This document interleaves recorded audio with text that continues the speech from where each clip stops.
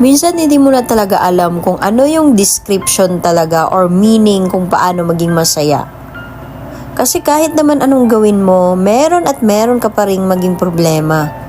Kumbaga, may dahilan pa rin para maging malungkot ka. Ganon talaga ang buhay ng tao. Minsan masaya, minsan malungkot. Pero nakadepende pa rin sa'yo yun kung paano mo dalhin yung lungkot mo at kung paano mo dalhin yung saya mo. Kung malungkot ka, huwag ka agad susuko.